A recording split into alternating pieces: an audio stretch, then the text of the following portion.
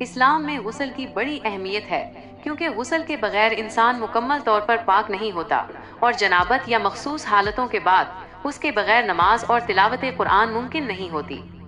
غسل کے چند فرائض ہیں جن کا پورا ہونا لازمی ہے۔